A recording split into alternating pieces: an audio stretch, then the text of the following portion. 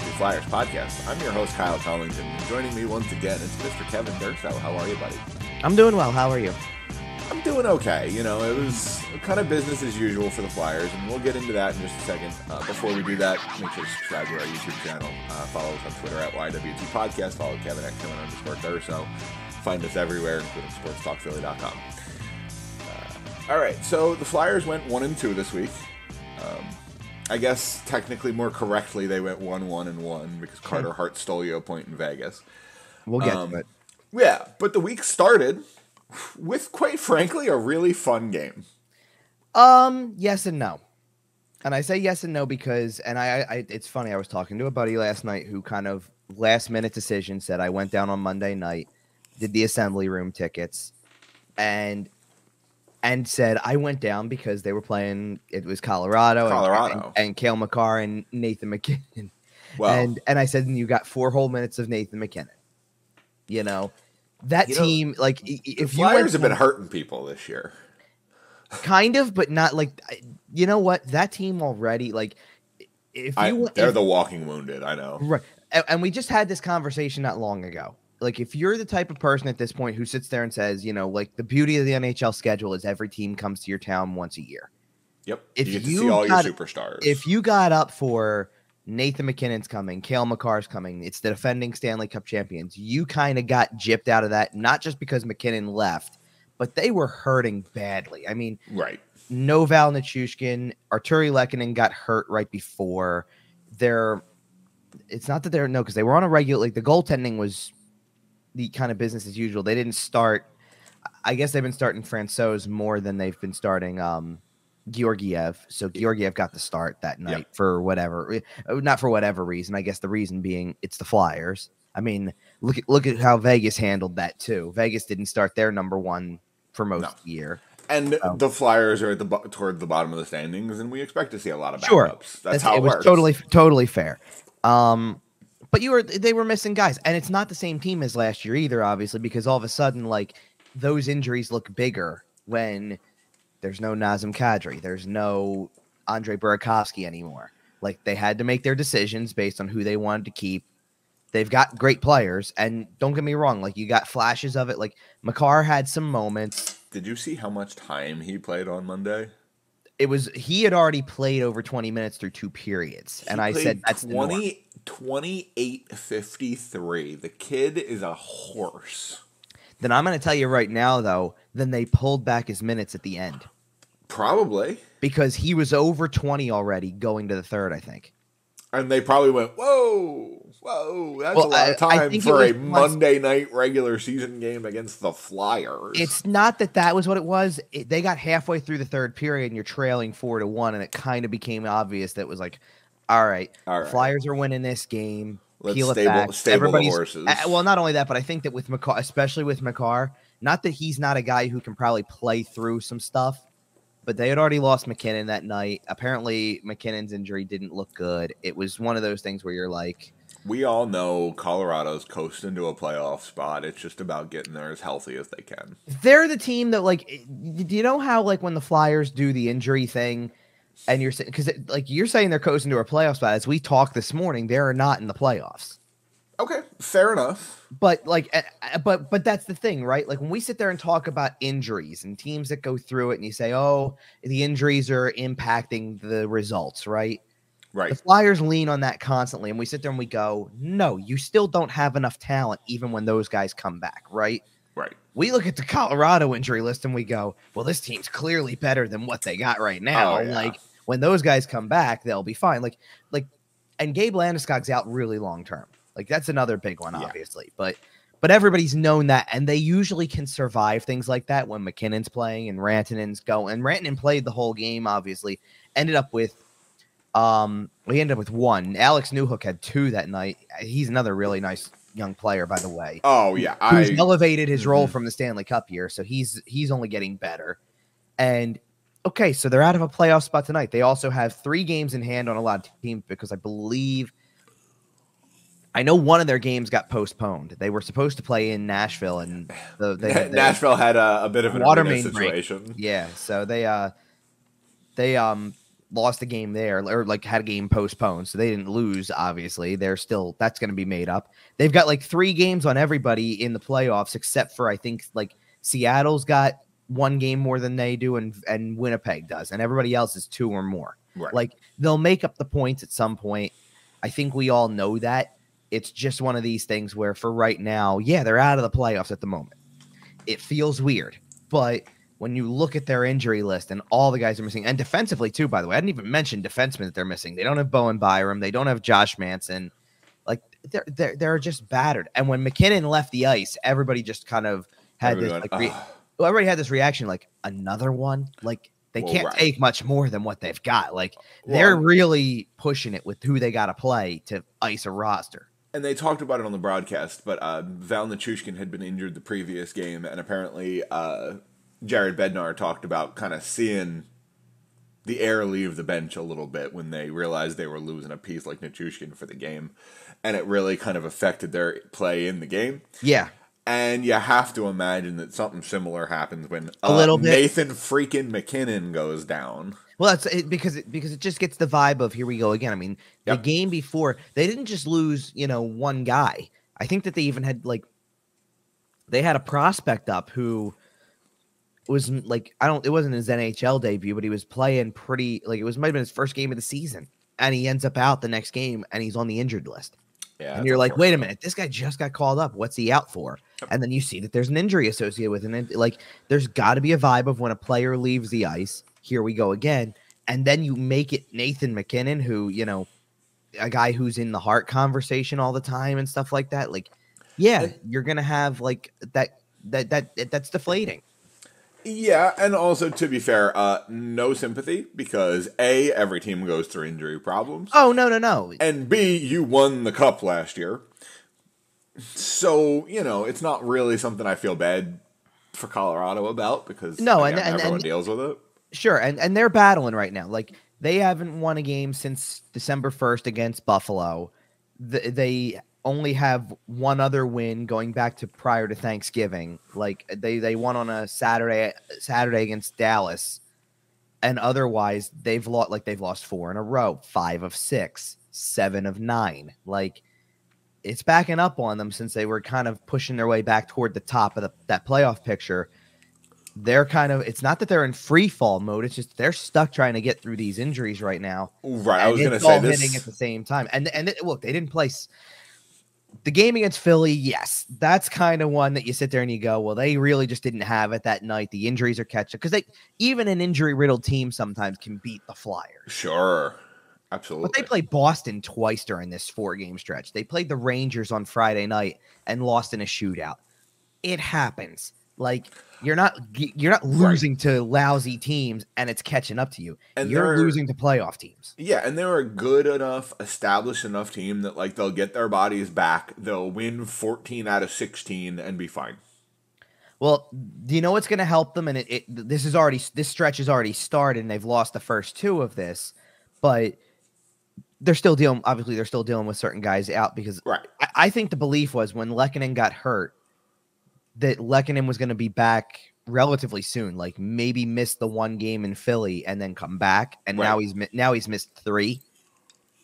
So the sooner that this can happen, the better for them. Cause he was doing a really good job of kind of filling the void of if you stuck McKinnon down the middle, because Landeskog kind of is a hybrid. He can play center, but he can play wing. They're all just super talented and can do everything. No, they are, but like Lehkonen jumped into the top line, and all of a sudden it was like you can put him with McKinnon and Rantanen, and it works. Right. And that's just dangerous. As good of a top line.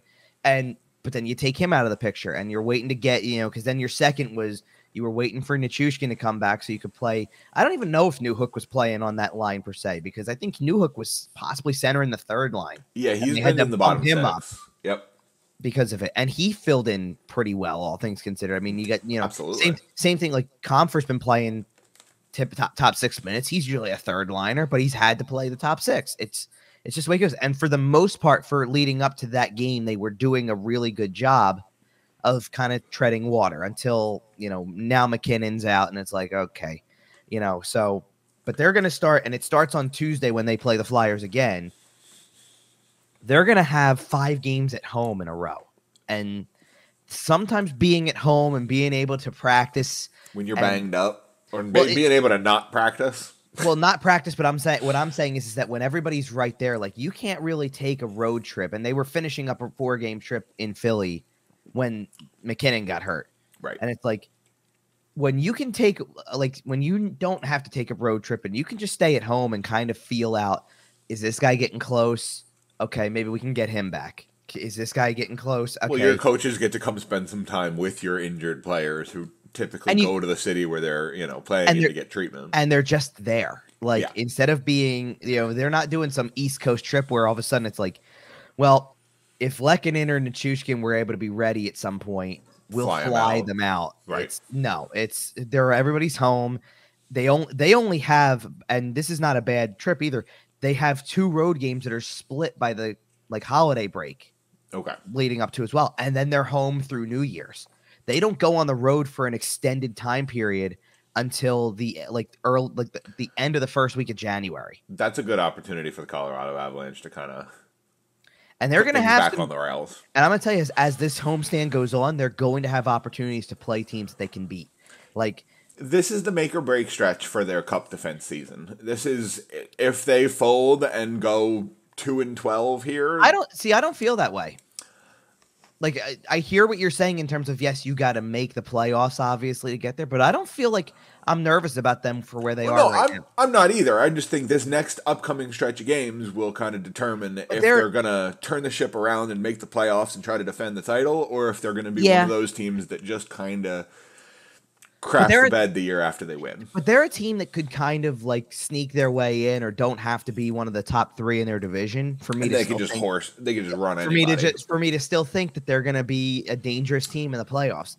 Like, I'm not sitting here looking at where they are and going, well, gee, and here's another thing too. By the way, we're looking at it like they're 2 points out of a playoff spot because the wild card says so, and that's the truth. It's also in their division. Yes, they're 2 points out of 3rd place in the division. Because the Central's not very good this year. No. I mean, you got 2 teams that are pulling away as the front runners of that. And then the rest are borderline not making the playoffs. The Pacific has turned out to be much more loaded in terms of, and I think that's because you've got one big surprise and just others that are taking over, because I think we maybe at the beginning of the year gave the Central more credit and thought, oh, this team's going to be there because they're always there. This team's going to be there. It feels like they're always there.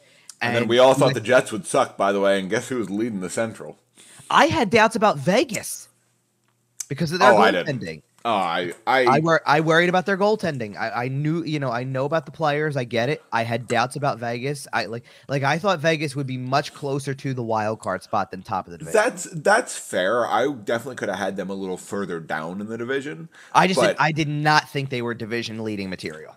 I thought that they would be a wild card-ish team during this stretch of the season, and then as soon as Laurent Brossoit got back and their goaltending kind of turned around, that they would kind of go back to being Vegas, and then Logan Thompson stepped in. Right. And was just phenomenal. And Aiden Hill has been stellar as a, kind of a 1B tandem guy. Vegas, I'm extraordinarily jealous of Vegas. They had 1 year where they kind of missed the playoffs, and every other year has just been... They're a really good team. Ridiculousness. I mean, if I look at here's the thing too, because you said the thing about Winnipeg, which is true. We did think that. Yeah, if I told you before the season that on December 11th, Winnipeg would be leading the division, you would not have believed me. Well, and let's be fair, I liked Dallas as a playoff team coming in. I did, and because I knew they were an up and coming team, I did not have near division leading in my mind.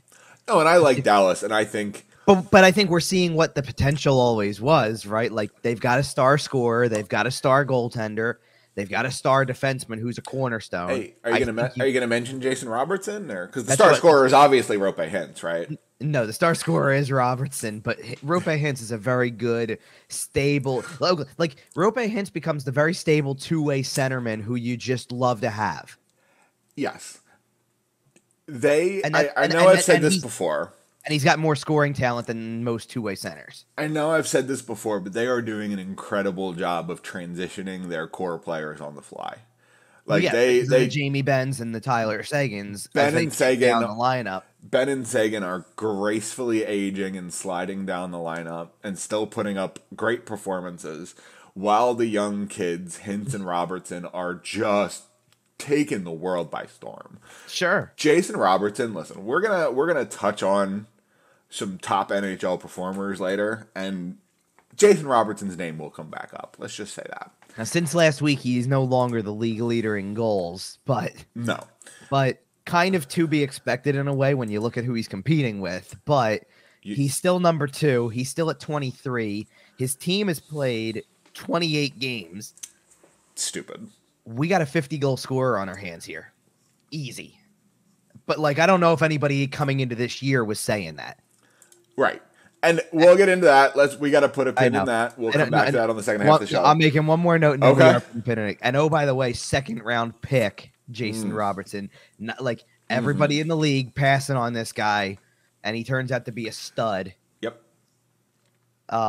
Yeah, we'll get into lower. We're getting into low draft picks later. Don't you worry. Back to the Philadelphia Flyers here. Speaking of draft picks, that is about the only thing the Philadelphia Flyers are interested in these days. So we lost 2 or 3 more. 2 of the 3 games played this week. Right. So that we're taking it back to the Colorado game was what it was. Like I said, I think if you went to that game, you kind of felt a little. Maybe a little robbed of what you go to see because of the fact that if you're there to see stars for the defending Stanley Cup champions, you kind of didn't get the team that is that like you got a B team and it showed. Like they're not as formidable. Like they scored a goal 3 minutes into the game, 4 minutes into the game on a power play, and McKinnon gets the secondary. Makar took a shot that was deflected by Newhook, and you just thought, okay, this is the way it's going to go tonight, and then McKinnon was gone by the middle of the first period and not able to return. And you're like, oh, great. Okay. And as soon as they took him off the ice, like the pregame discussion, especially when it came to the power play, was all about, well, you can't just focus on Makar. Yeah, everybody loves to and why not? But you can't just key in on him. They got other guys. And then you took McKinnon off the power play because he's not able to play. And it's one less guy to focus on. Makar kind of becomes very not that he isn't on a normal circumstance, but he really becomes the quarterback of it at that point. And the weaponry around him, like if you're doing the quarterback reference and relating it to football, the weaponry around him is not quite as formidable. So you're sitting there going, well, where do I go now? You pretty much take the pass to Rantanen away and cover the front of the net, and you're defending their power play way better. And that's kind of what happened. Like when McKinnon is flanked on that left side, then you have to watch him. But Rantanen's on the right side. And then they put down the middle. I think it was for this game, it was Newhook and Comfer. But it's different than that on normal circumstances. But they just go like that down the middle, and you're sitting there going, because I think actually, believe it or not, I think Rantanen usually plays like more of a bumper role than he does a flank role. But they didn't have any other option. They just needed to do what they needed to do. Well, because I think typically they like Nichushkin on the right side, but when he's unavailable, you got to start shuffling, the rest of your cards and try to figure out where you're going to go with it. And that's what it turned into. And it was, so the game was as expected. You kind of got a lot of the usual suspects when it came to an extent, the usual suspects, but not really. I mean, like these goals were very opportunistic kind of goals. I mean, Travis Sanheim scores, kind of walks into one. Really good goal because he took advantage of his opportunity, used a screen. The Tanner Lazinski goal is one that we love to see, not in terms of the player scoring it, but when you get an opportunity like Joel Farabee had off of rush, you don't have much of an angle. It never hurts to go far pad and play for the rebound, and he did, and Lazinski was right there. Yep. So good for him. Great hockey IQ out of Joel Farabee there. And then they did something as a team that they haven't been able to do much in recent games, and that Colorado wasn't able to do because Colorado, I just mentioned about, once you took McKinnon off of that power play, they scored on their first power play of the game, then got 4 more and didn't score. Flyers went 2 for 3.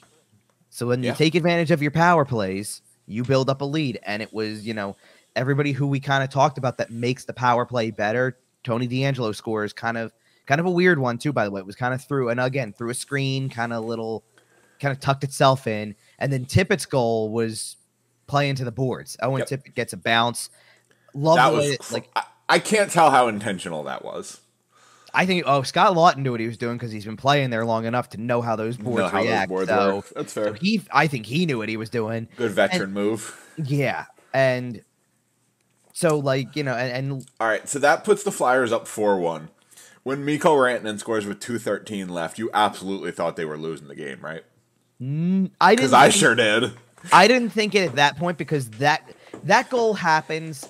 And I'm I'm in the process of, because there's 2 minutes, 15 seconds left or something, right? Yeah. I'm working on the story a little bit because it's 4-1. I'm trying to get as many. I'm trying to get this article as ready as it can be before the game actually ends. And before I disappear for 30 minutes to go downstairs too, because that's the other angle of it.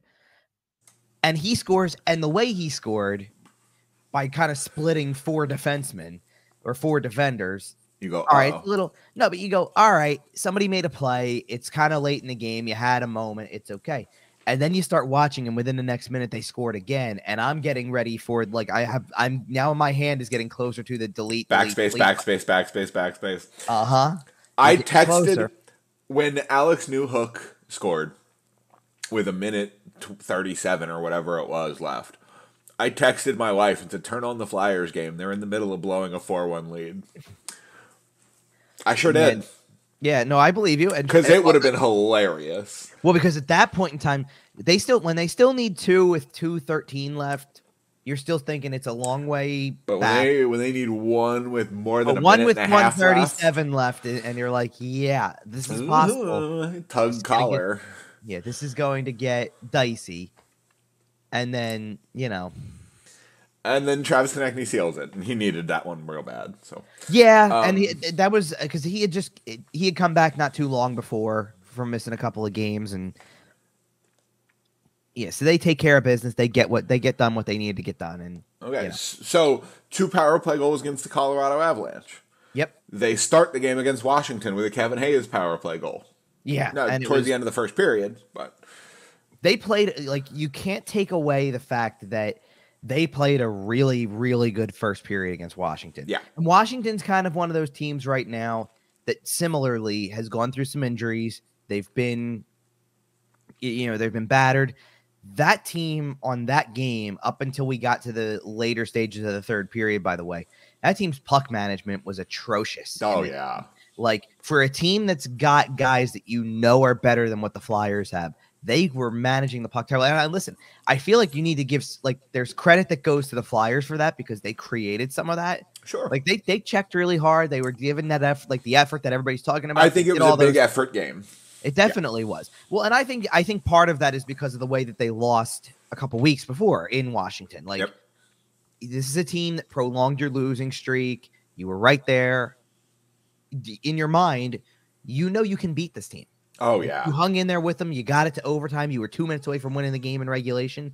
You're sitting there going, we can beat this team. Absolutely. And to their credit, they were once again in that position because this wasn't score a power play goal and take a 1-0 lead and play a really good first period. They gave up the power play goal, which I think was the 4th power play that Washington had or something. Something like that. They had a lot. Wild. They kept giving power plays. They took 3 penalties in the first period and then immediately took another one and finally gave up a goal. And then, that just carries over. Washington got back kind of into it in the second period because they outshot them 12-8. But realistically, if we're correct about this and being, as factual as we can, the Flyers probably had the better third period. Yeah. And but when you're 1 goal away from winning or losing, it just takes somebody, and this kind of comes back to, as we're going to shift to the next tab that we have that kind of indicates this because we'll go over a lot of this, but the quote after the game was, we don't make enough plays. Yep. And that's the truth of it. They don't make enough plays to overcome stuff like that. The play that Dylan Strome makes to score the winning goal is a nice deflection, a really nice cutting through the slot, get a stick on it, change. Pretty little play. Yeah. Yep. And that's how you make a play that wins a game. Yep. That's what it is. And then we can get into all the stuff at the end. Like, I'm not talking about what happened after the second one, but like, it's a 2-1 game. It's a 2-1 game. Yep. They make it a 4-1 game because of empty net goals. They've got one of the best empty net goal scores in history. OV scores number 794 and 795 into the empty net. Well, so I was thoroughly convinced as the game, especially as the game went on, he's sitting on 793 coming in, and for all the talk that we had previously about, well, what if this is like a chance at 800? What if this is 800, right? And he's about to go through this game and get nothing, and you're going, wow, okay, he's stuck on 793. If he's still stuck on, like, I honestly started to look ahead because I think again it's like another 14 games till when they're back or something, or when they play again. You start looking at that game. Well, right. Why start looking at that? Because then you're sitting there going, if he only goes one goal every other drought. Right, but like a goal every other game, which he kind of is at that pace anyway. Right. You're like, is it like I wasn't thinking about it from 800. Now I'm sitting there going, well, if he's stuck on 793, 802 is probably in play. Gordy's absolutely. And then you're talking about pass to second. I'll take that as a history making moment. That'd be cool. I mean, look, and you would. Is that game in Philadelphia? The next one. The next one, yes. Oh, so you'd be in the building for it too, which I know that you would appreciate. They come back in basically exactly a month from today. Well, so January 11th is when they'll be back, and you know that you have that natural break built in. And I'm looking just to look at their schedule. They have Washington plays 4 times this week, including the Sunday that we're talking. So do the Flyers. 3 times leading up to the break. They come out of the break. They play 3 more times. They've got a week with 3 more, and then another Sunday game in early January, and then that's when the game comes up. So that Flyers play a very, very similar schedule. It's like 1 less game in that first week of January. Right. So there are 14 games right now that separate. It was 15 total because they played Seattle on Friday. So it was 15 between the 2 games against Philly. Now it's 14. It's 14, and we're going to get into where his totals are at because now it feels a little less likely. But he's, the key is, do you hit a drought? And right now, because of how hurt they are, because you don't have Nick Backstrom, you don't have Tom Wilson, you don't have guys like that. While you're missing guys like that, when you're going to go and play, they're going to play Winnipeg, tough team, not giving up a lot of goals right now. Dallas is on the schedule. Toronto's on the schedule. Winnipeg again, the Rangers. Then you've got some teams that he might be able to score against. He loves scoring against Winnipeg, though. That's a stat we talked about in the group chat. Yeah, but I'm saying right now, Winnipeg's got one of the best goalies in the game. That is fair. I'm talking about. All right, one more game, and then we'll start hitting our around the league stuff, which will include a little bit more of a hit on Ovi. Sure. So the Vegas game. Vegas game Friday night. I'm going to go ahead and say this. Okay. And it's something I don't think it's a very hot take. Carter Hart stole you another point. Right. Well, and if nothing else, because I was thinking about this fuels your argument of why to trade. At least play him less. If Felix Sandstrom plays in that game, they lose that game 100%. Well, full disclosure, I thought Sandstrom was getting Wednesday against Washington because Sandstrom didn't get a game over the entire 5-game homestand. In fact, I'm going to have to go and look up the last time that maybe Sandstrom plays in Arizona on Sunday night, which we're obviously recording before, but maybe that's where you give him a game. I don't know. Sandstrom has played 8 games this year total and has not played since the last game of the losing streak on November 26th. So he has gone now 2 weeks minimum since playing a game. It's been Carter Hart the entire time. And there's always a possibility he's got something small and nagging going on that he could play if they need him to, but they don't want to push him in a start type of thing. Nah, I don't feel like that's you know what? Think so? Because if it was the case, we wouldn't need to ask. That's fair. We would need to keep asking, well, who's the starter? Because I think if nothing else, people are waiting to find out when that game comes up where it's when's Carter getting a break? They've played every other, quite literally. The last time that Sandstrom played was he got time in both of those games because they pulled Hart early in the Pittsburgh game. And then they started Sandstrom in the Islander game on the road. That was 10. And then he hasn't started a game since, and they've played six. So Hart's got 6 starts in a row. Well, and they've played it every other day. If Carter's in a rhythm, and at home you're not really traveling too much. I know he started in Vegas too, but you're not. Maybe things are a little easier for him, and he wants to play some games and get in a little more of a groove. And I mean that's borne out by the fact that we saw him play a stellar hockey game in Vegas.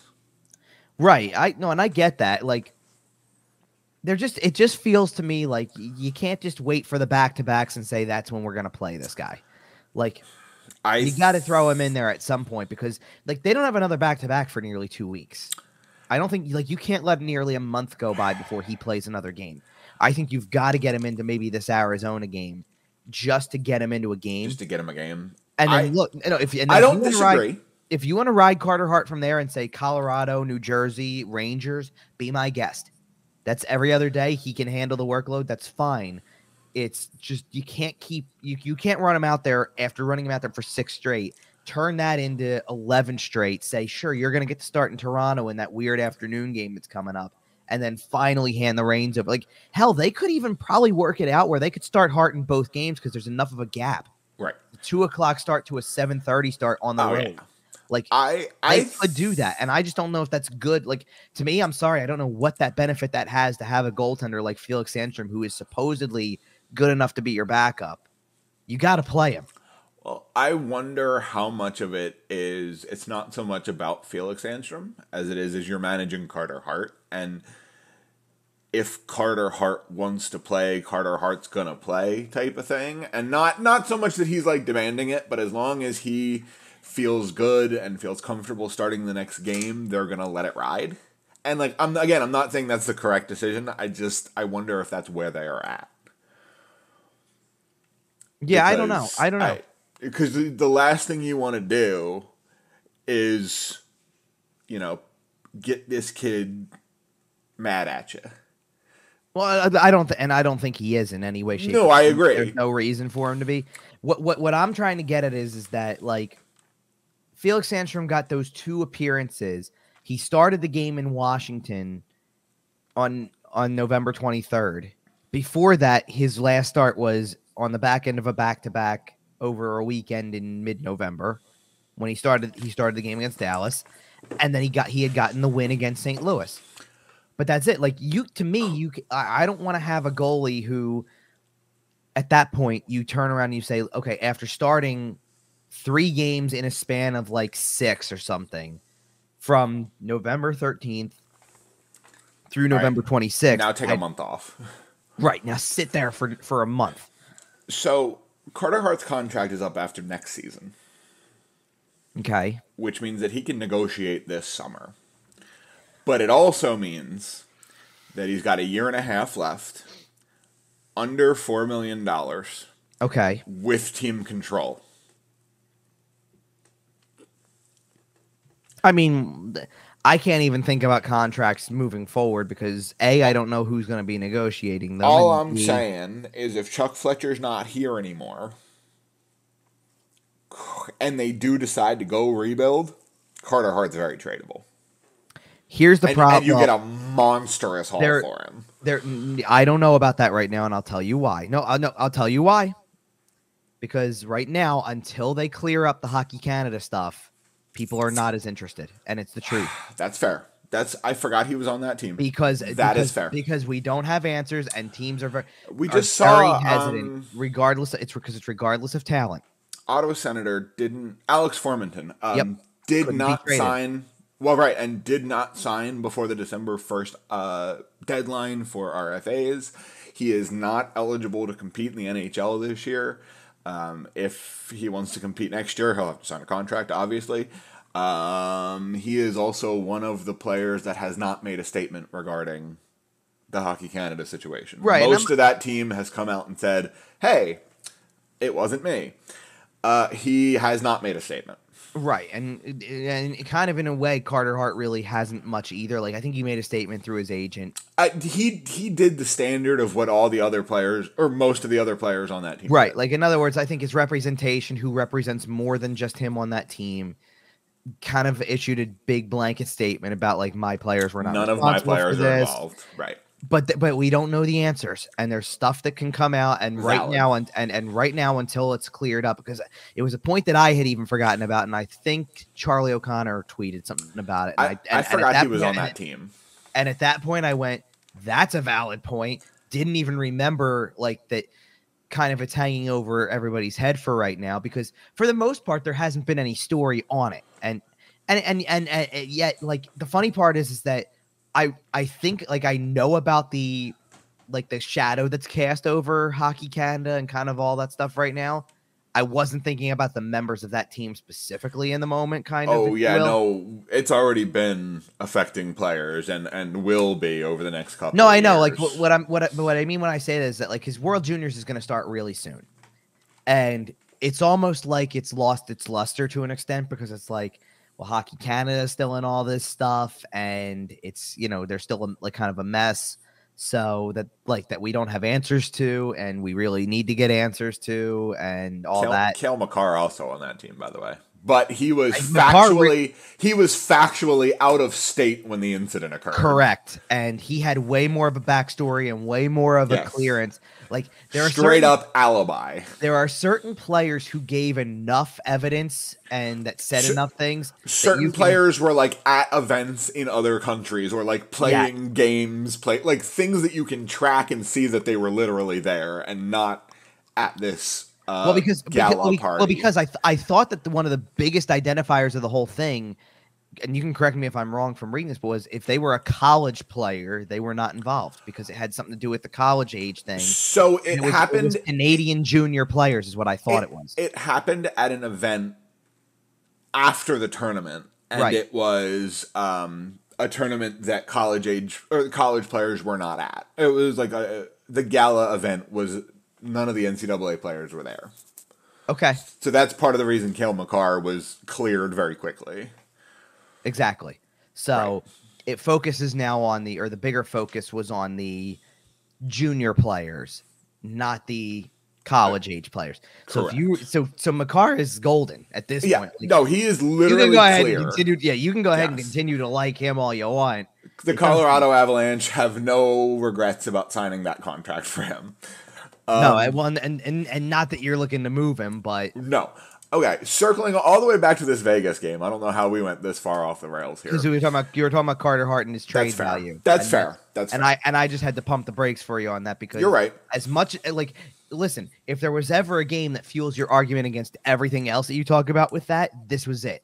Because he made two incredible saves toward the end of regulation. The one with the stick on Carrier was insane, and then he had another one where he went cross crease and got one that sure looked like it was going to be a goal because the play set up the right way. Oh, yeah.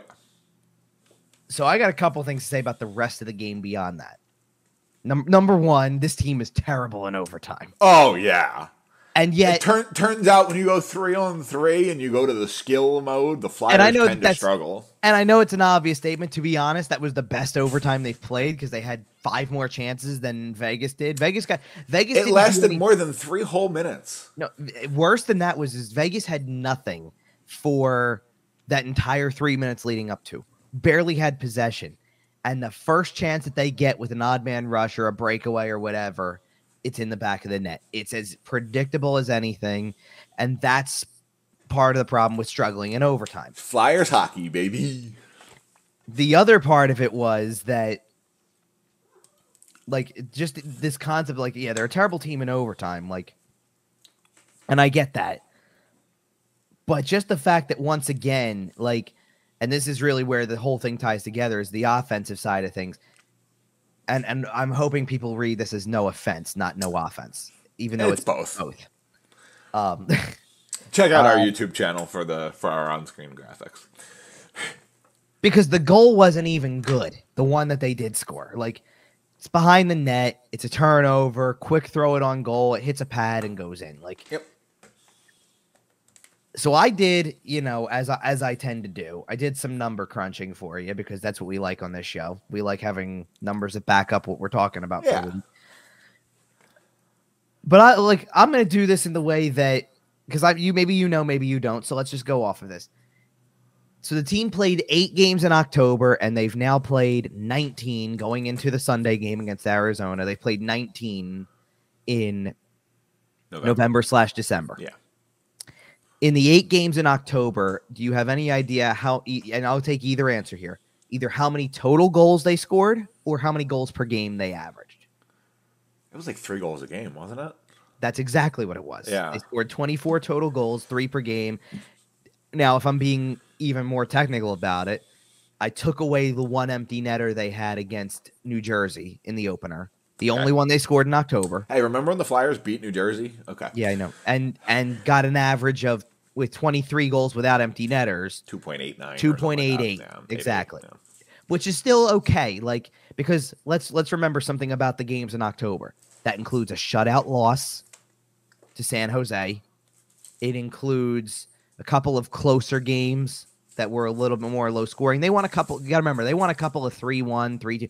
One of the games, you know, I took their highest goal output of the thing and dropped it by a goal because of the empty netter. So that's more like a 4, you know, that kind of stuff. So, okay, fine.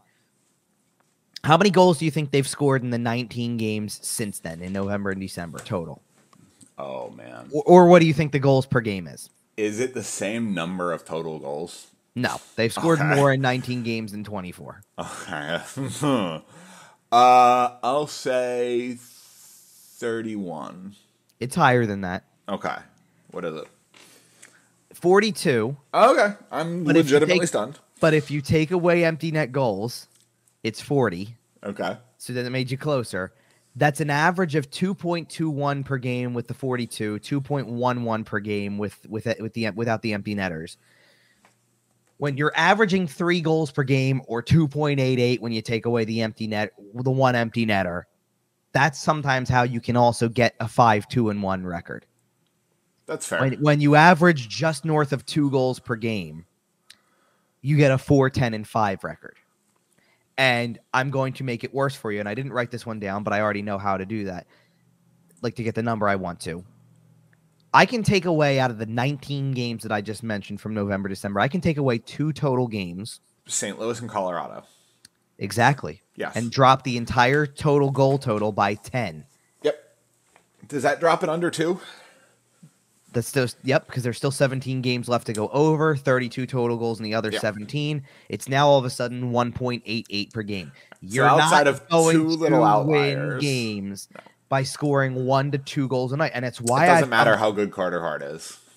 But that's why I've come up with the whole time. Like, if I'm sitting there watching, and it didn't happen against it didn't happen in the Washington game or whatever, but over the course of the homestand, when I'm there watching them play Tampa, and Tampa gets their third goal with 4 seconds left in the second period, game's over. They're not scoring 3. And it has nothing to do with the fact that they're down 3-0. They could have been down 3-1 or 3-2, and it's like, well, that's kind of the end of that. They're not scoring the 4th goal they need to win the game.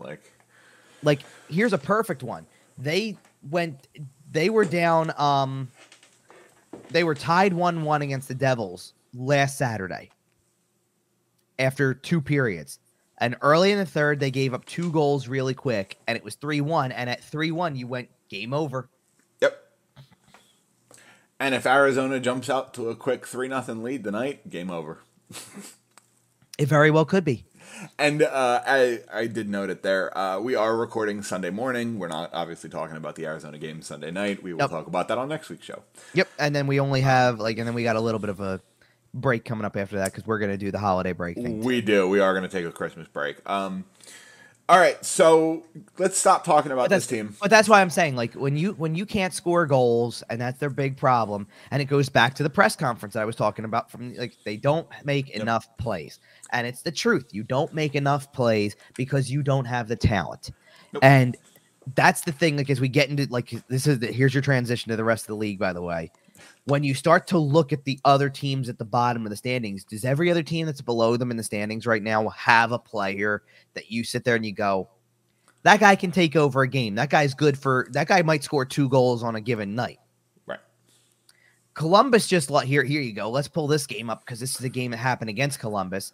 Columbus scored 4 goals in a game where they gave up 9. They lost terribly. But Patrick Laine had 2. Yep. They got a guy who can go out there and then give you 2 goals on a night when the rest of the team's lousy. So since you did mention Columbus, I do feel the need, and we don't have a tab for it, I do feel the need to mention Jake Voracek. Oh, yeah, that's it. Yes. It is looking like Jake Voracek's career may be coming to an end. He suffered a concussion approximately 6 weeks ago at this point, and it's looking like he might not ever get to put on the skates again. And there's a lot of stuff to sort out with that in the next few months because everything is testing and going through possible treatment and all that. Every head injury is different. Sure. Well, it is, but when you're a player like Voracek who can come out in a press conference and tell people immediately, I've had 7 or 8 of these in my career. You're getting like you're starting to tread into Lindros territory, guys who the more it happens, the worse it gets for you, the longer the recovery is, it becomes a problem. And his career very well may be over at this point. He's done for the year probably at the very least. And that's the first step. And we'll see where it goes from there. But it's quite a story. We obviously feel awful for him because, he, like on top of being like, I know that he was a polarizing player, especially toward the end here, but he was a good player here for a lot of years. And Jake Voracek is a Flyers Hall of Famer. And he was a great guy. Yep. First and foremost, he's a great guy. Yep. And this is a real shame for him that this is the way. Like, nobody wants to be told when they have to stop. Yep. If you've been listening to the show for a while, you know that I watch the occasional UFC fight.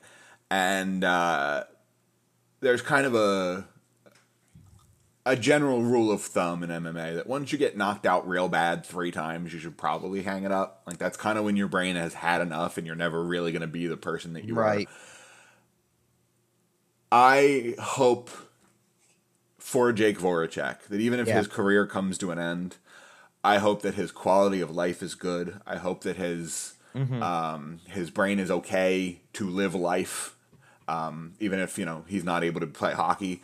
I hope that he is making the correct, responsible decisions about how to prolong his livelihood, his conscious life, as it were. Well, yeah. Well, we know how this stuff typically goes. Like, and I'm not talking about because you're right about the livelihood and all that type of stuff, but we know how this stuff goes. If this is the end for him and his playing career is over, somebody's waiting somewhere with a job in hand. Like, hey, you can help us in some way, shape, or form. If not in North America, he'll go back to Czechia and just be a hero. To be honest, I had thought that because he's the type of guy who I can see taking the Yager route and owning a team over there. I agree. And because he's built up enough of a reputation as one of those players. You got to remember something about him, too. The Global Series thing was really relatively new when they went over and played there. And then one of the reasons they went over was for him. Right, and he's an absolute hero when you go into his home country. And I'm just really annoyed we never got to hear Jake Voracek and John Tortorella interact at a press conference because they would have been so good together. Those two, their mutual hatred for the media. God, Sam Carchidi would never say another word again. Anywho, Jake, we wish you the best. You're. I don't know if you're an NHL Hall of Famer or a Hockey Hall of Famer. You are 100% a Flyers Hall of Famer. Well, either way, we definitely do wish Jake the best, and it's tough. It's tough to see things like this. I mean, there's a lot of stories like this that go around anymore, where it's guys who get hurt, and it's threatening careers, and it's not good. If this is it for him, when he does officially hang it up, we'll do something a little bit more formal for him. Sure. I mean, you're going to be waiting for a while on that one. I know. No, I know. Right now, his focus was maybe the end of the season. We'll see what happens. So I know, and I'm hoping he has it in him. But sure. Anyway, back to Tage Thompson. Yeah. Tage Thompson scored 4 goals in the first period, and the entire hockey world went, whoa, what? The entire hockey world didn't pay attention to a game that was going on right in front of my very eyes. Right. We were more invested in what Tage Thompson was all doing. Of a sudden, Buffalo Columbus became the hottest ticket in town. And everyone, the entire hockey world flipped over to that game and watched Tage Thompson score the 5th goal. Yep. Now, I don't know if you've listened to the latest 31 Thoughts. Nope. I'm sorry, 32 Thoughts. Yes. They had a discussion. Tage Thompson only played 5 shifts and roughly 3 minutes in the 3rd period. Okay. Should he have played more to go record hunting? The record is 7. The problem is that stuff like that doesn't matter to people anymore. What matters more is longevity. What matters more is what a guy can do for you well beyond a season. The thing was that, and I even said this as the score got run up pretty early. It was 5-0, 6, it was 6-0 at the end of the first. 6-0 at the end of the first. It was 5-0 in the first 10 minutes of the game or something, right? Yep. And I even said, this is a game straight out of the 1980s or something. Like a guy with 4 goals, 6 goals in the first period. And then Columbus starts putting up a fight too and gets 2 really quick, to make it 6-2. And you're sitting there going, this really is a game out of the 1980s. We're going to get some crazy, weird score. Well, and you start thinking about that L.A. Seattle game from just about a week and a half ago that ended up 9-8 in overtime. But isn't it crazy that you can go off of that you can sit there and go, gee, when was the last time a team scored 9 goals in a game? Oh, last week. Right. Come on. It's the second one of the season. It's old hat. It's boring. We've seen it already. Exactly. Anyway, no, he's been incredible, and he's really been incredible going back to last year. Obviously, Tage Thompson found it. Whatever. I don't know if he found a demon to sell his soul to, or. Well, I'm going to tell you what part of the problem was right away. I can tell you what part of it was.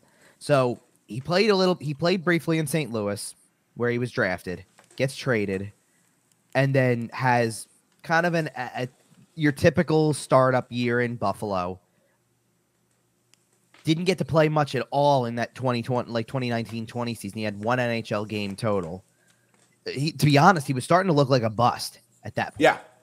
Like he really was. And similarly, but then everything gets screwed up, right? And I say screwed up in the sense that you play that shortened 21 season, 56 games, same opponents.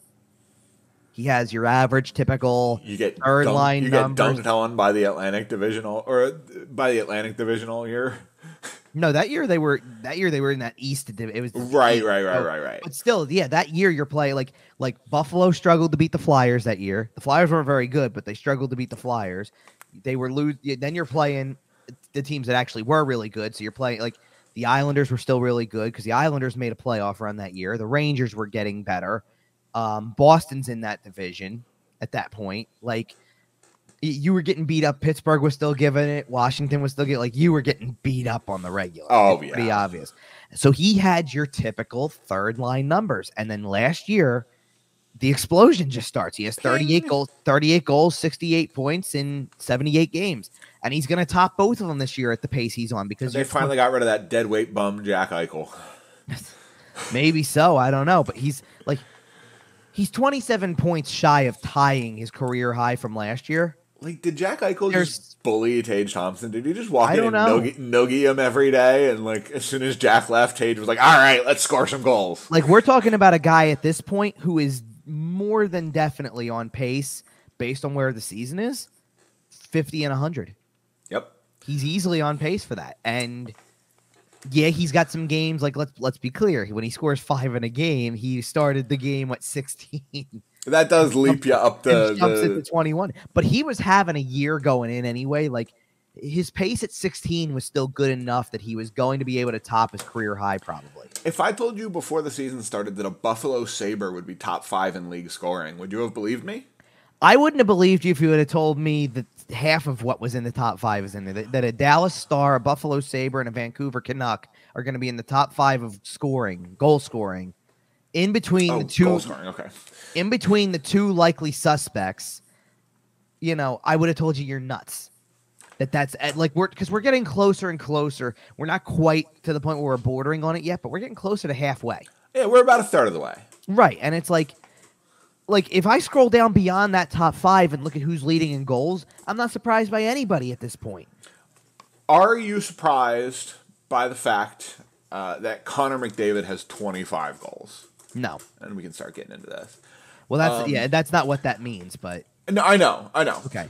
But Connor McDavid, I'm not surprised he has 54 points through 28 games. I'm a little surprised he has 25 goals. If you told me he had 18, I'd believe 25. Yeah, I'm not surprised though. It really actually doesn't surprise me at all. He's on pace. Let me go to Elite Prospects because Elite Prospects is actually great. I guess, they do the pacing for you. Okay, I guess the point you're trying to make, by the way, is that his career high is 44 from last year. So right, and he's on pace. He's on pace for 60, 73, 73 goals. Well, then see now. For fun, because I've been trying to do the pacing all along, and like he has 20. Elite Prospects just does it for you. He has 25 goals in 28 games. Nuts. Stupid. And by the way, he's gonna add 85 assists on average for a total of he's at 158. He's at 2 points per game right now. Yeah, he's just a hair under 2.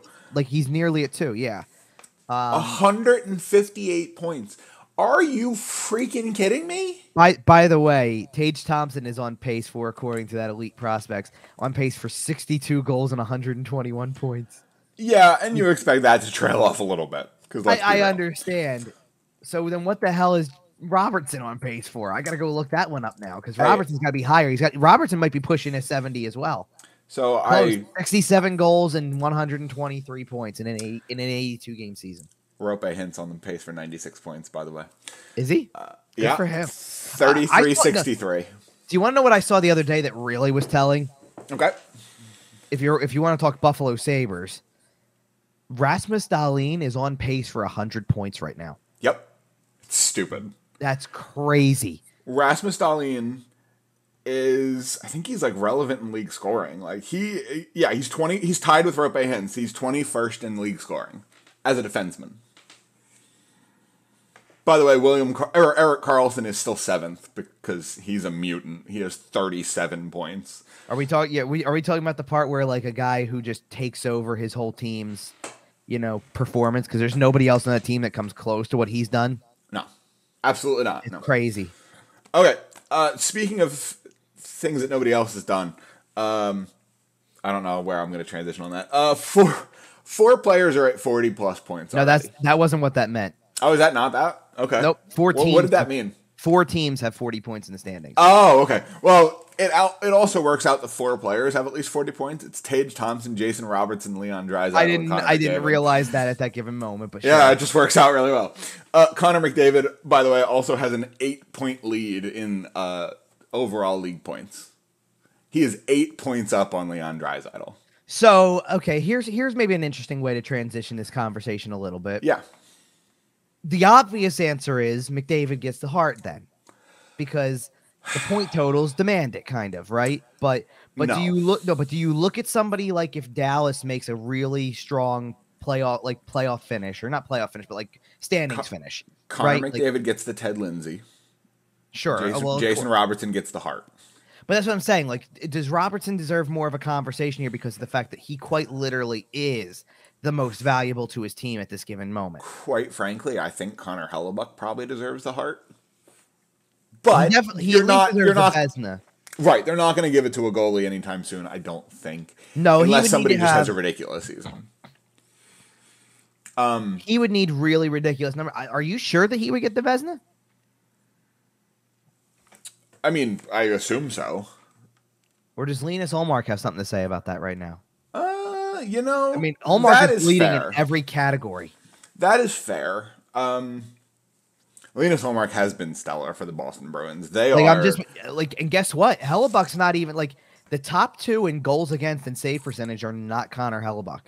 Okay. Either, and they're the same 2 players. Okay. It's Ullmark and it's Ilya Samsonov. Ilya Samsonov, yeah. And Samsonov, the only thing that's going to hurt Samsonov, and it's not going to hurt Ullmark as much, I don't think, but we'll see about that, is Samsonov is not playing near as much. Right. Well, Ullmark is getting a lot of the starts in Boston, though. I did also want to mention that Ilya Sorokin at the Island is having a pretty good season, too. He's got some stupid numbers. Yeah. But no, Sorokin's top 5 in both. Like, okay, like this just debunked my whole thing with Samsonov. If Samsonov is second in goals or in save percentage, and number 4 is Matt Murray, his like tandem Counterpart. partner. Yeah, they might get the Jennings. Good for them. Yeah, they probably that's fair. All right, 4 teams are above 40 points. It's the Vegas Golden Knights. It's the Toronto Maple Leafs, who we were just briefly discussing there. The New Jersey Devils and the Boston Bruins. 3 of those teams we've already talked about regularly. The reason I'm bringing it up is because Toronto's entered the conversation here. Toronto started slow, started kind of an up and down team, some struggles here, some struggles there. If you've been listening to the show for a while, you know I'm a Steve Dangle fan, so I do end up kind of following the Leafs, not really so much because I care about the team, just because the guy I enjoy his content happens to talk about them a lot. So I do know kind of the season they've been having, and that team is starting to click in a pretty scary way, and it's one of those things in Toronto that it doesn't really matter until the playoffs start. But as far as the regular season goes, they're getting that machine churning along pretty smoothly. Yeah, oh, for sure. And they are not going to be a bad team. And again, it's going to come down to the playoffs for them because they've proven that they can do it in the regular season. Want to have some fun? Want to have some fun with one of their players right now? Okay. Mitch Marner on the 22-game point streak or whatever it is. Okay, then it's 22. When was the last time he didn't have a point? Was it against the Flyers? No. Oh, okay. No, but do you know what date you have to go back to figure out when the last time he was held without a point was? No, hit me. October 24th. I know. The entire month of December, every single game, he's like, yeah, I got a point. There's been maybe one game, like only one game that I can think of too, where he's like had to get it through like via an empty netter or something like that. Where he's had to really, really work for it. No, not even work for it, where it's like they made it a point to make sure he got one, like to keep it going. For the most part, he's scoring or helping getting assists early enough in games that it just becomes another, like it really actually isn't one of these cases of Mitch Marner has a 22-game point streak, which is a massive tie, it's a tie for 20th. It's like a 4 or 5 guy tie for 20th all time. Do you know what the record is? What for? What? Sorry. Point streak. I was in the middle of looking it up to ask the same thing. So okay, don't look. I already did. It was already. Oh, okay. Wayne Gretzky.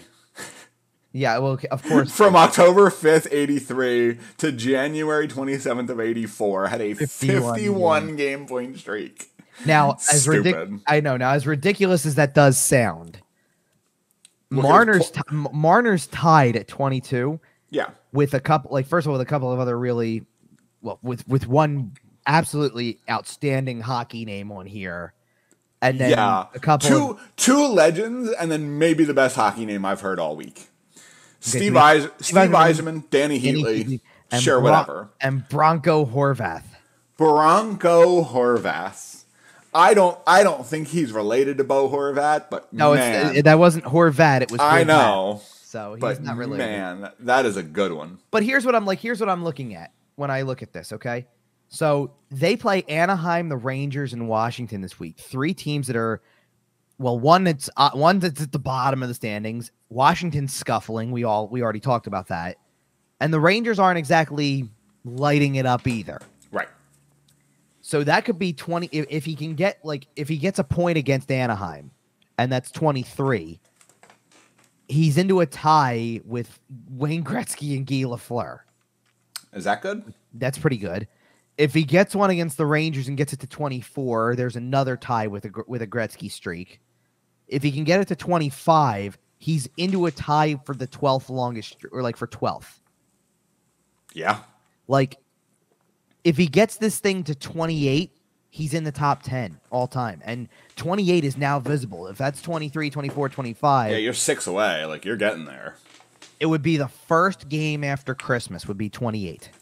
Man, imagine going into the Christmas break with a 27-game point streak and the first game back. There's just so much pressure. As a matter of fact, you want to know how historical we could get with this? Okay. If that St. Louis game on the 27th would be number 28, if he got that far with this, right? They play 2 more games, so literally the last game of 2022 would be number 30, and if he got it, he'd be just the well. I want to be careful of how I say this. It would be the 6th time that somebody got 30. Wow. He'd be only the 4th player to do it. Wow. Because Gretzky did it 3 times. Now now that we're talking about this, the streak snaps on Tuesday against Anaheim, right? No, I can't see it snapping against Anaheim.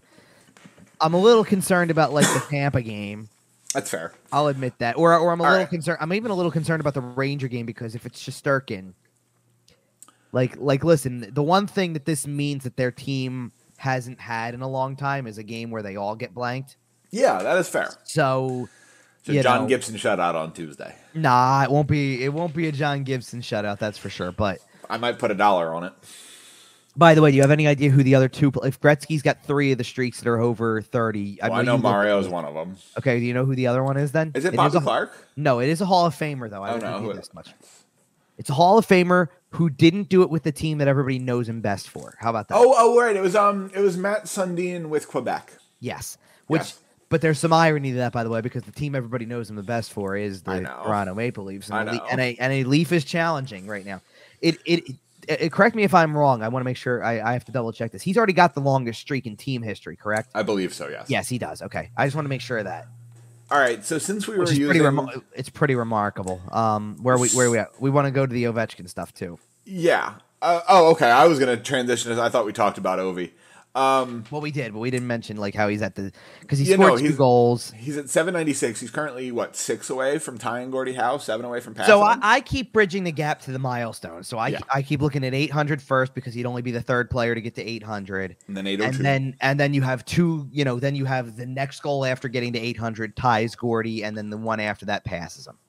So he's going to score 3 goals in a row that are significant because he's going to do it in a game too. He's going to get a hat trick. Bang, bang, bang.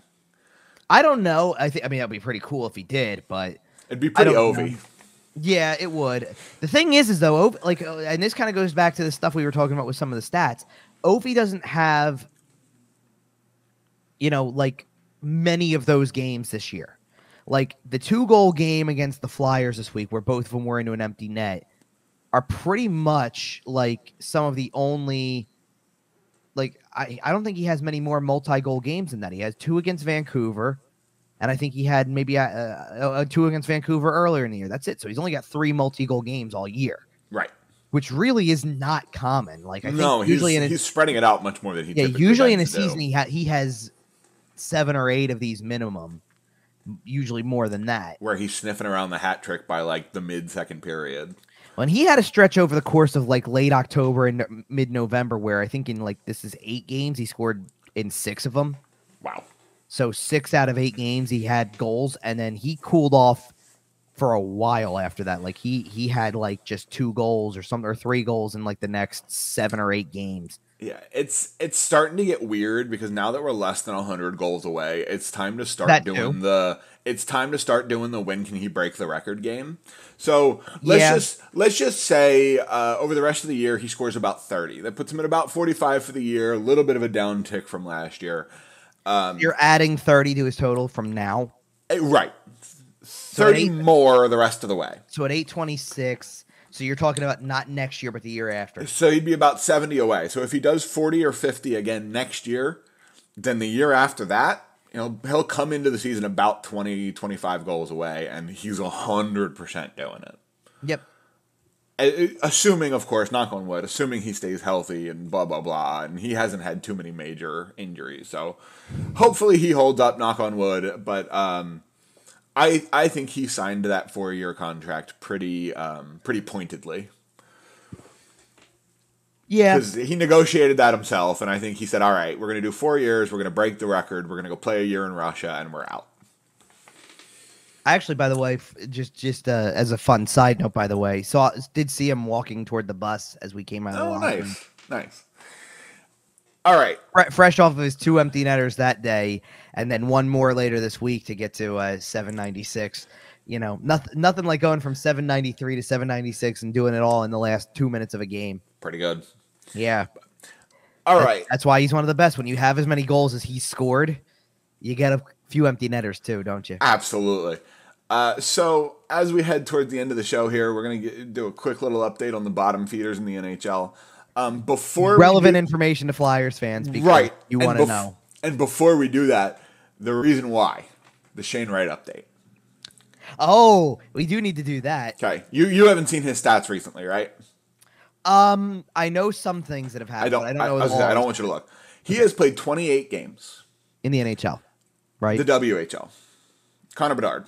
Oh, Connor Bedard. You said Shane Wright. Sorry. Oh, I'm sorry. I said Shane Wright. I meant Connor Bedard. Because I was going to say Shane Wright has scored his first NHL goal this week too. Yes. No. Congratulations, Shane Wright. No, I'm sorry. I meant to be looking towards the future. This is what we're talking about the bottom feeder for. Everyone's racing downwards. Everyone's racing down the standings to get this Connor Bedard kid. Let's talk about him. Sure. 28 games in the WHL.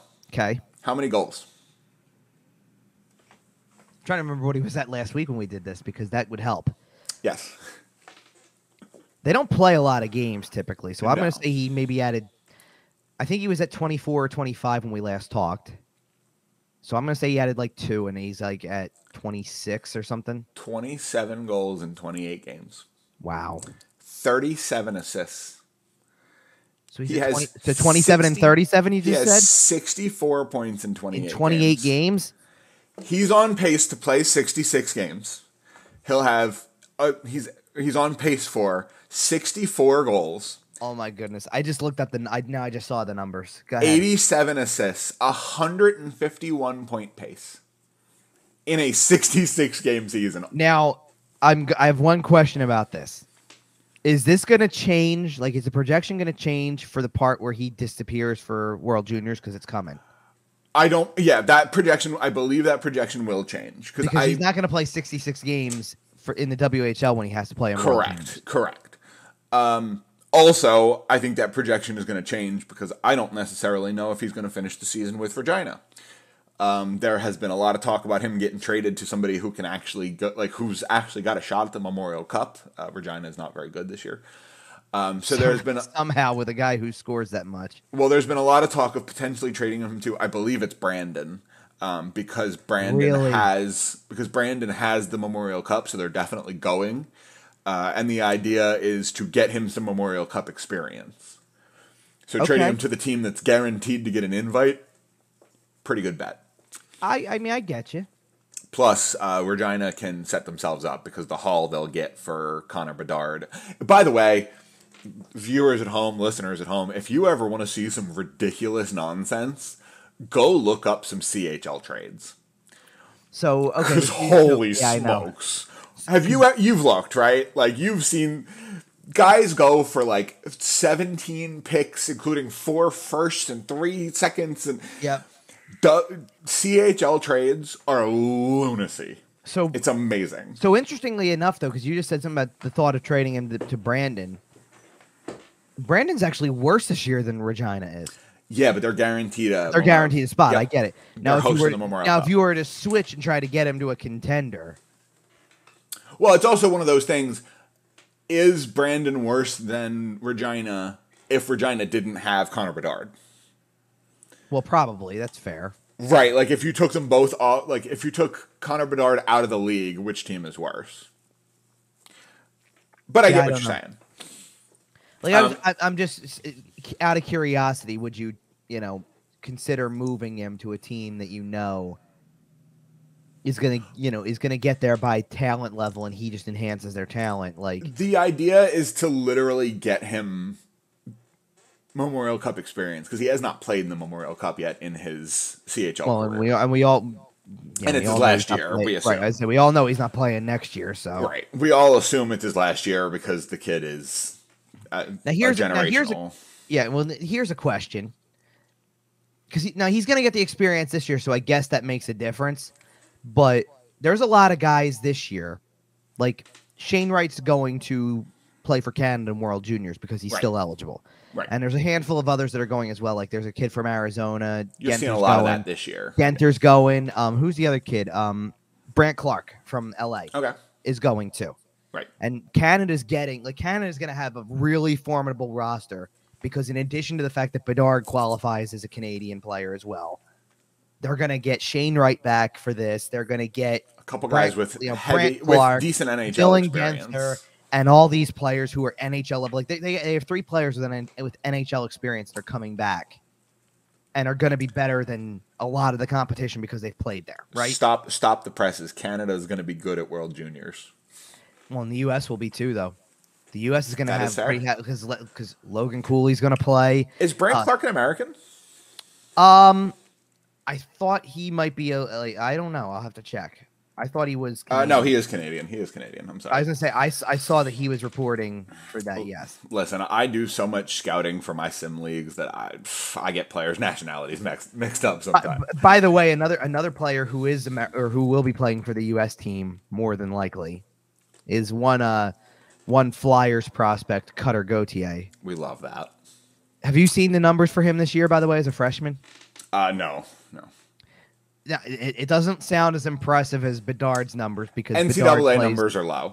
Well, because Bedard has played twice the number of games. So let's be clear. In 13 games as a freshman at Boston College, which, by the way, Boston College is not like a top program right now. They're like in the middle. Right. 10 goals, 16 points. Pretty solid. We love that. He just had recently a 2-goal, 2-assist game that was like incredible. And he's about to head off to not only participate in the U.S. camp, but he's going to end up being probably a top liner for Team USA in World Juniors. So you're going to want to watch. Like, he's going to play with Cooley and then... And I'm not sure exactly how old he is, but I'm also willing to bet that if Bobby Brink was eligible and healthy, he'd probably be there too. I think Brink is not eligible anymore. I thought he had one more year left. Okay. No, I think Brink turned 20. So. Fair enough. All right, let's talk about these bottom tier teams real quick, and then we'll get out of here. Try to keep this a little bit shorter. So where do you want to go from like this angle? Because Anaheim really is the team that we have to be like everybody's going to be watching for when it comes to the Flyers, because they are the team that is farthest behind and doesn't seem like they're showing any signs of getting anywhere closer. Yeah, quite frankly, I think the Flyers are going to have a hard time cracking the bottom 2. I can see Columbus scratching together enough wins to climb above them. I can see Arizona scratching together, same with San Jose, just because there is some talent on those rosters. San Jose is only a point back as we talk about this right now, which is easy enough to overcome. And if the amount of games they've played, if Arizona beats the Flyers in regulation tonight, they're at 22. The Flyers are only at 24, and Arizona's got 2 games in hand. This is another thing about this.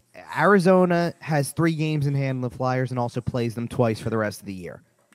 Chicago has 2 games in hand, like even for being 6 points behind, which we're saying is a threat. Don't get me wrong.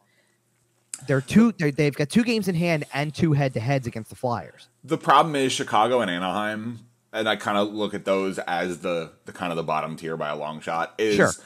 Chicago has some talent left. They're still holding on to Taves and Kane, but I can't imagine they're both going to be there, after the trade deadline. And then I expect Anaheim is going to cut everything they can loose at the trade deadline also. No, I actually don't think that's the case. Oh, you don't think so? I'm not really sure what Anaheim's doing, to be honest with you. Because, Sonny Milano? Why did we let him walk? Why did we let him walk is what I'm saying. I just don't know where that franchise is going. Well, they've got some guys hurt that I don't think they expected to be hurt. That is fair. They don't need to do a lot here because Anaheim's already got this year. They've got their first rounder, which is obviously going to be in play for the top spot. They've got 3 second rounders. Now, granted, they're not going to. There's a good chance they won't be great second rounders because you're talking about one from Boston, one from Colorado. So they might be lower tier second rounders, closer to the 3rd round. Then they've got Minnesota's 3rd round pick as well. The only pick they don't have is their own 7th, which at that point, who cares? But you want me to try to pinpoint who could go? I can't see Troy Terry's an RFA, and so is Trevor Zegers, but they're part of the future. They're not going to do that. If they cut them loose, everyone should get fired. Would they potentially part ways with a Max Comtois, who's an RFA after this year? Maybe. Well, okay, so here's where you might see some trades happen then. All the following defensemen are all UFAs after this year: John Klingberg, Kevin Shattenkirk, Dmitry Kulikov, and you could eat salary on Shattenkirk and Klingberg. Klingberg signed there to get traded at the deadline. but you could eat half of his salary and probably get back maybe another second, to be honest. I'm convinced John Klingberg signed there so he could spend the first 6 months of the season in Anaheim, hang out in Southern California, and I could then see, get traded at the deadline. And I could see Shattenkirk getting traded. Now, both guys have modified no moves. And Shattenkirk's been there for a couple years, so I think they're going to do him right. And, well, they're probably just going to ship him, to be honest. So Shattenkirk, both these guys are movable. Right. Klingberg has a full no move clause through January, like through New Year's, and then he's got a 10-team no trade clause until the end of the year. So he signed there to get traded. Okay, that's fine. Shattenkirk's got a 12-team no trade list. The 10-team no move is the 8 teams in Canada, Buffalo, and Arizona. Maybe. I don't know. Probably. I'm willing to bet that's a lot of people's 10-team trade list, by the way. Now, there's 2 other guys on the team that have one more year left after this year that I wonder if they're movable because, again, if the cap goes up, maybe somebody says, sure, I'll do this. Well, Anaheim's also a bad team with plenty of money. They can also eat salary for a year and a half without too big probably. Well, yes and no. Because you're right, they have money, but if you're talking about for next year, they have to pay Troy Terry and Trevor Zegras. That's fair. And both guys are going But they're not going to be players for free agency. They're not going to be they're not any big names. Like their money is tied up. No, but both guys are going to go from making a combined $2.3 million to $15 to $20 million. I know. I wouldn't go that far, but I was going to say both guys are going to make something around the range of 6. I would say 6 to 7 each. So you're talking about 15 maybe. I wouldn't be surprised if you see Trevor Zegras 9x8. Oh, 8 years or by 8 9, by 8 by 9. Sorry. Maybe I don't know. Possible. Well, and you know what? Honestly, they could even go 8 by 10 on them because you're gonna have to overpay people to stay there because they're so bad. Yeah, but I think Zegras likes being there, and if I look at the injured reserve, for example, by the way, like injured reserve right now includes Jamie Drysdale, who's 20 years old and looks like a stud defenseman in the future, and Isaac Lundestrom, who is a 23-year-old. Who again is right now on the cheap and looks like he's a guy to build around as well. Two guys under 25 who aren't established players. Oh, and by the way, they don't turn your team from what it is into. And by the way, $2 million a dead cap comes off the books after this year because they were still paying Corey Perry. Okay, I did know that. But so that'll help fray it up too. But this is the last year of it apparently, so they're paying it and then. So that right now, if you go off of the guys who are not signed, which I believe at the moment there's a lot of them, like within the organization. I mean, obviously, like out of their max contracts, like they have 46 contracts right now. They'd have 25 that are signed through next year, and they'd have $43 million, more than $43 million in cap space with the cap raise of $1 million next year. Yeah, they're gonna be okay. And then the year after, when it goes to whatever, it goes up another $4 million after next year, and then $4.5 million after that, and you're going to be at $92 million come 2025, 26. So, just something to keep in mind. But they're a team that I can't wrap my head around in terms of I don't think you start tearing it. That's why I said, do you go so far as to with 1 year left say we'll trade an Adam Henrique or a Jakob Silfverberg? Oh, I think they would trade those 2 guys. Right, that's what I mean. Like I'm saying, because I don't like you didn't sign Ryan Strome to trade him. Like he's got too much term left to trade him.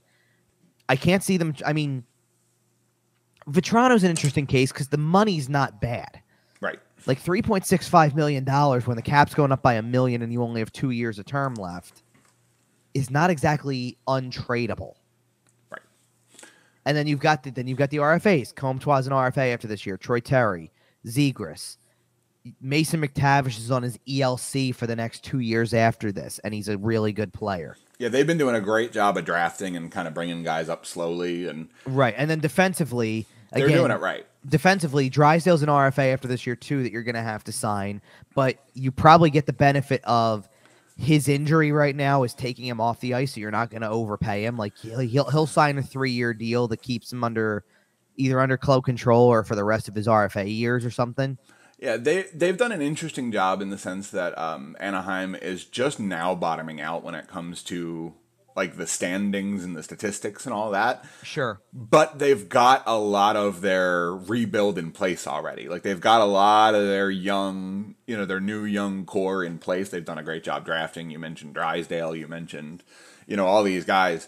Troy Terry. That's why it's an embarrassment of riches if they get Bedard. Well, I mean, yeah, it's an embarrassment of riches if they finish in the bottom, in the last spot and guarantee themselves either Bedard, Fantilli, or Mishkov. Like, yep, and they are one of the teams the Flyers are competing with, and I think that's a good place to wrap us up. So yeah, I mean, they are the number one. They are the number one competitor in my book. I'm just saying. What I'm saying is I'm less threatened by San Jose, Arizona, Columbus than I am Chicago and Anaheim, and yet that's fair. And yet those two teams have 4 games against the Flyers combined. That certainly, I mean, like this is what we're talking about with the game that's tonight to begin with the Sunday night game in Arizona. This is where you find out, like, part of the difference between the Flyers picking ahead of Arizona and not last year was that they won both games against Arizona when it came time to play the head-to-head. Right. That's the same situation right now. And Arizona's a tough little team for what, By the way, are you as interested as I am in watching a game that's in a 5,000-seat arena and how it's televised? Because I sure am. The other night, the Bruins were there, and I turned it on at the start of the broadcast, and Jack Edwards made no less than 3 jokes about it pregame. So that's a whole nother story. I assume it was more during. Yeah, we're not going to talk about Jack Edwards jokes, but all right, that's a good place to wrap it. We will be back next week to talk about the small arena experience in Arizona. We will have 3 more games to talk about. We'll have a big old show next week with 4 games, as well as a look ahead, and that will be I think that's our last show before the holidays, right? Yep. So all right, make sure you come back. One last show before the holidays. In the meantime, follow us on Twitter at YWT Podcast. Follow Kevin at Kevin_Durso. You can find us anywhere you find your podcast: Facebook, Instagram, Podbean, iTunes, Google Podcasts, Spotify, YouTube, SportsTalkPhilly.com. Subscribe to our YouTube channel. That's just about going to do it. We're looking for 4 losses this week. That's the story. All right. And until then, till next week, we'll see you guys.